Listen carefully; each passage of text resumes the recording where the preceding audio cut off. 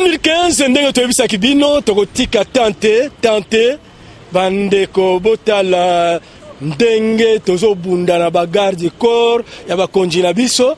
Il faut ozala pe na makasi po ya kozwa interview lokola ya président Vital Kamerhe ndenge bino moko bokomona ba image oyo ngai Cyprien Weti nazalaki quartier ndenge nayebisaki bino bana poto natikali na likofi moko soki na beti yo ezwi yo okufi soki oesquive ngai nakotombe pe nakufi.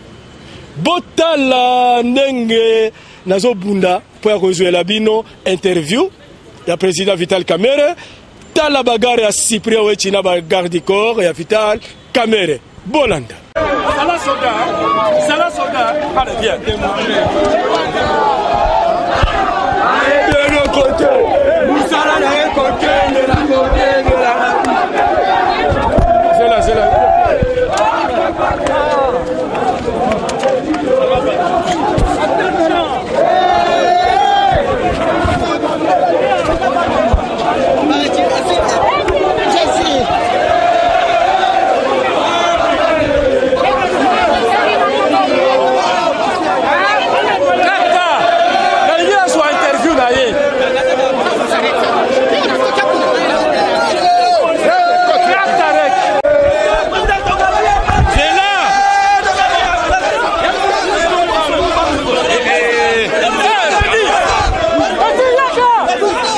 to sana ngoli banda to sana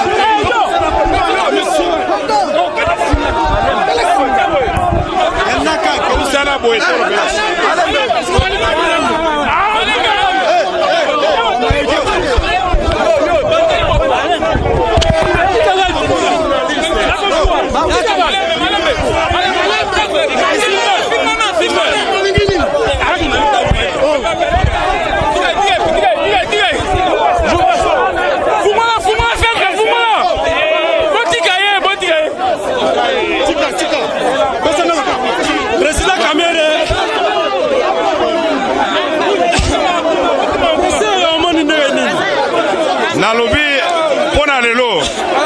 ce pays, la Cour suprême va respecter la procédure.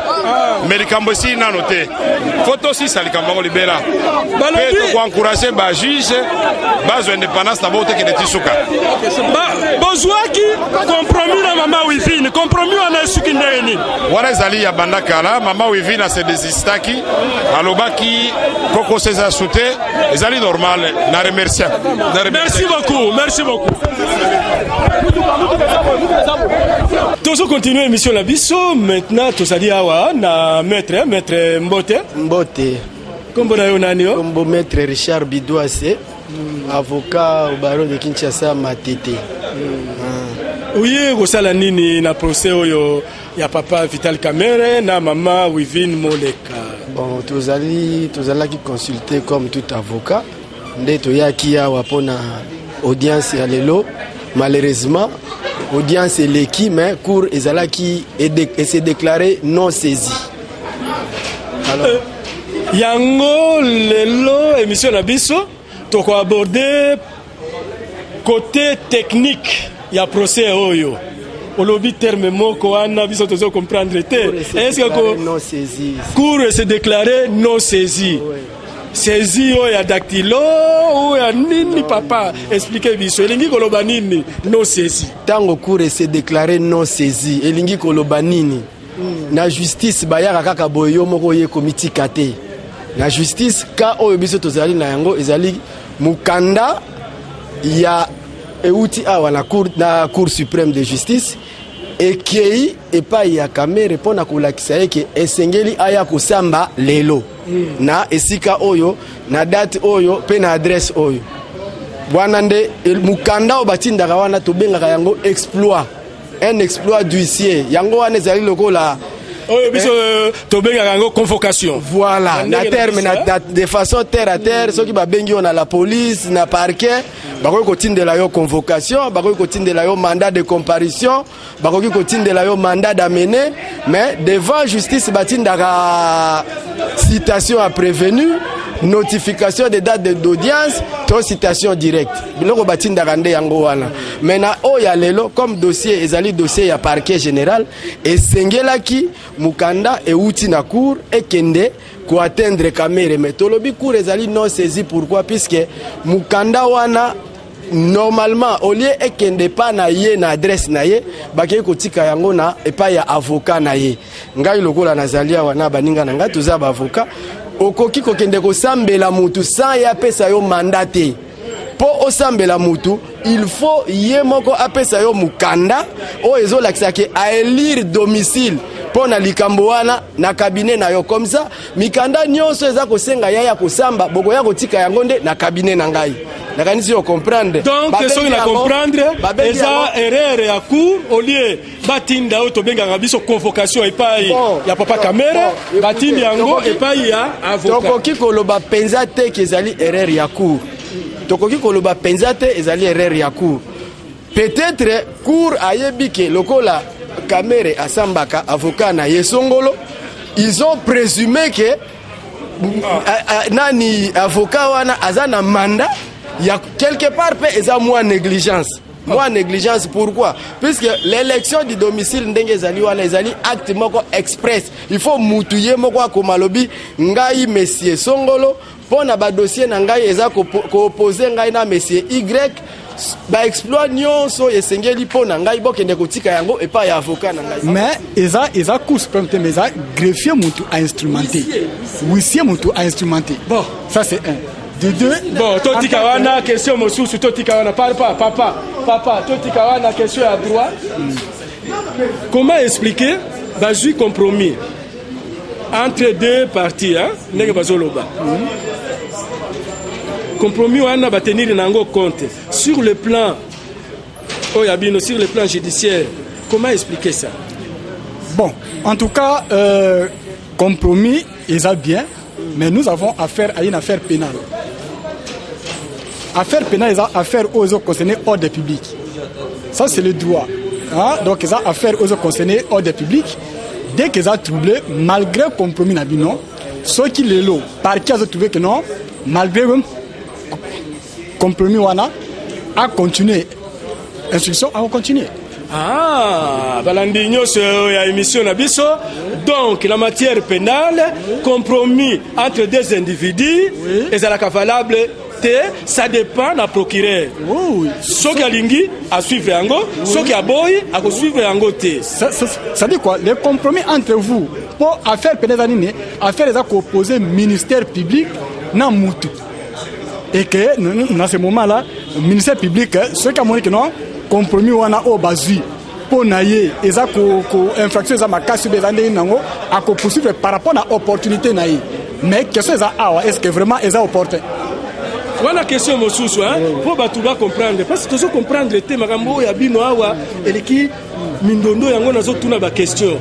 Parce que batu ebele bazo comprendre, bazo lo baba juge, les cambonini, injustice. Or, en matière pénale, compromis entre deux individus, ça dépend d'un procureur. Ça dépend d'un procureur. Il peut accepter ou ne pas accepter. C'est ça le message. Oui, ça dit quoi? Les compromis, c'est ça, c'est par rapport à la réparation civile. Au moins, ceux qui a désisté par rapport à la réparation civile, parce que tous ceux qui ont victime de infraction. À 5 cas, la tribunal pénal réparation civile, il y a infraction. Tandis que procureur, officiel du service public, il y a à 5 cas condamnation pénale. Ça, c'est très important. Donc, dans la matière pénale, avant de demander qu'on aille au tribunal, vous avez un compromis. Ce qu'on me mis déjà dans le tribunal, vous avez un compromis, juge peut suivre ou ne pas suivre. Non. C'est-à-dire quoi? Moutou osa obligé à fonder moutou à celle où m'habite. Osa obligé. C'est ça. Osa obligé. Mais ceux qui les l'ont au fond du moutou dans le tribunal, en matière pénale, il y a moutou au fond du partie civile. Il y a à 5 cas réparation, il y a infraction. Mais tandis que procureur, il y a un pouvoir à Hollande. Il y a Hollande volet pénal. Donc il y a aussi un juge condamné moutou à 5 ans de prison, à 10 ans, 22 ans. Indépendamment, il y a compromis. Donc, en bref, ndenge bazo landa papa Kamere na parquet eza légal, le procureur a droit message yango wana. Oui, le procureur a droit malgré makamona bangona ce qui nous a opportun. L'opportunité, c'est-à-dire quoi maintenant là il faut parler en termes d'opportunité. Est-ce que c'est opportun? La réponse on a ezana mutu oyo donc procureur oyo a initié action A. Yende mutu a apprécié opportunité ou pas. Mais pour na batu mutu azaki victime d'infraction atiki bon peut-être procureur général de la République à moins que non est opportun à poursuivre à ce moment-là quitte à apprécier opportunité. Mais na ndenge baza awa na parquet papa Kamere a risqué nini? Papa Kamere a risqué nini? Bon, Papa Kamere a risqué le côté dans ce sens que le tribunal a se déclaré non saisi. Parce que eloko nyonso tango salango na ba norme. Fala ki ba kende. Na ndaku na ye ba pesier exploit na ye. Maintenant ba ke ba pesier pas avocat. Or, Papa Vital Kamere a sala ki owenga élection à domicile et pas avocat na ye. Vous comprenez? Donc ceux qui mettent yoza wana oza client nanga obi que non na élire domicile pas mettre Serge Langa et que ba makambo na nyonso ba koya kotika ngo epa nanga o élire domicile to komi biloko tout tindiango partout.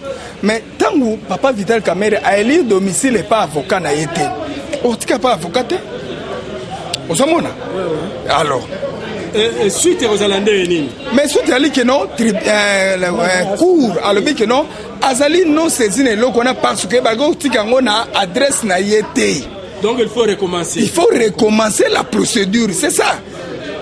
Ozomona vous comprenez? Donc il faut recommencer la procédure. Ceux qui bagana kotika ngona ndaku na ye bakuti yete bakuti lemsu mwasi na ye bapesi mwasi na ye mwasi na komi ali que non ngai mwasi ya Vital Kamere na joué le hôtel. Koura tango greffier wakana kotika. A commis na sewana nazalaki na ndako ya Papa Vital et que moi sina azwaki alobi boy. Ou bien ceux qui moi sina nazalaki te mwana na ya majeur azwaki alobi boy. Ceux qui mwana na été ou bien mwana na musala. Ceux qui peut ba trouver domicile à Papa Vital te ba pas bourgmestre. Bake pas bourgmestre ne mutakosala musala na pona na compte ya cour. OK. Vous comprenez? Mais oui. Tant basali ngote donc ya mo comprendre non saisi pas irrégularité ya procédure. Alors par rapport à la question au Tcholobakeno azo risqué nini. Mais jusqu'au moment où nous parlons aza présumé innocent. Oui. Aza présumé innocent. Ça dit quoi? Ndenge Zaboué, Monsieur Kamere, président Kamere, Aza présumé innocent. Alors, moi, quand on a fond, elle est camoté pour que forme en principe, bateau ça l'a condamné, n'a qu'à nettoyer papa Kamere. Bah, je rappelle non. Kamere aza condamné. Non, aza condamné na lobby en principe parce que toujours qu'est-ce qu'il risque? Non, il ne risque encore rien pour parce que azana nous ko bénéficier non d'une manière maintenant générale na lobby d'une totiki ka ya papa Kamere ceux qui par exemple ngai na fingi yo na lobby oza tricher frauder ba élection mais minga na tribunal ngai est condamné na kawana ya calomnie. Qu'est-ce que la loi prévoit? Qu'est-ce que la loi prévoit? Non, biso tokoye biso yangote. Biso tokoye biso yangote. Tuna batu oyo basala kalo ba.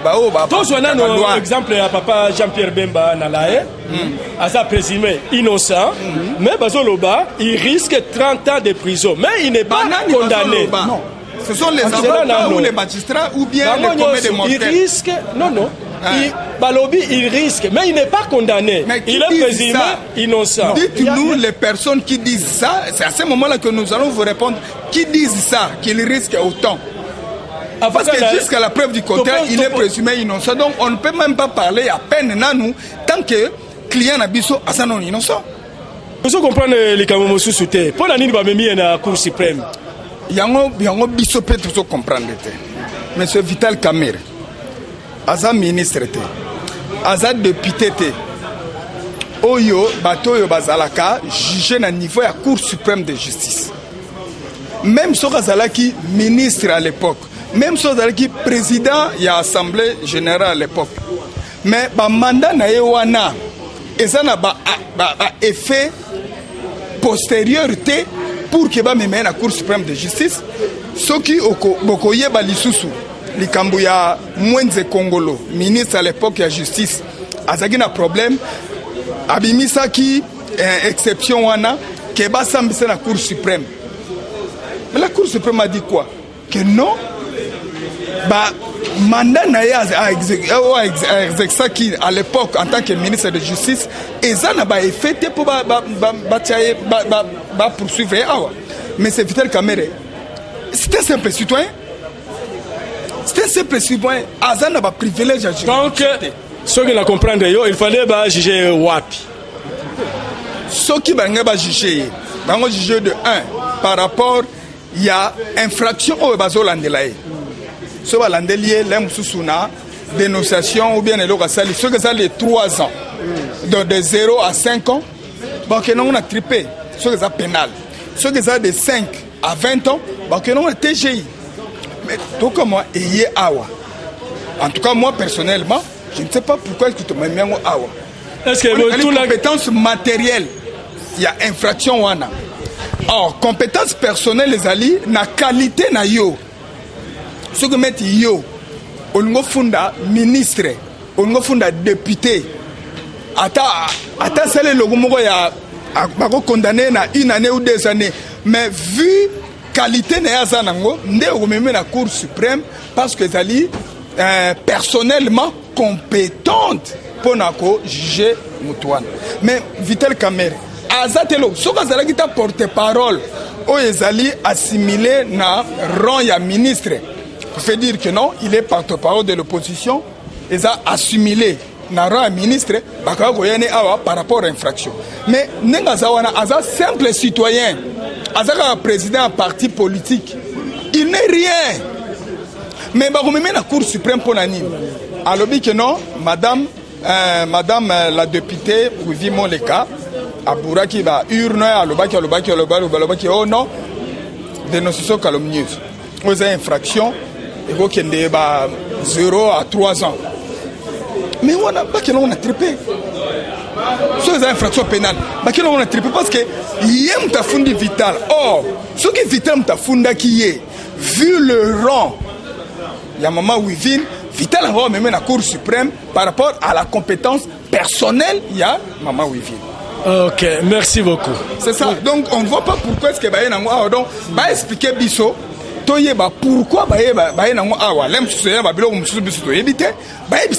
pourquoi parce qu'il que non afunda qui est dénonciation calomnieuse. Vital ne rien, asa même pas na privilège de juridiction, asa même pas na mandat politique. Ce que on met na Cour suprême pour na nini. Merci. C'est la vie,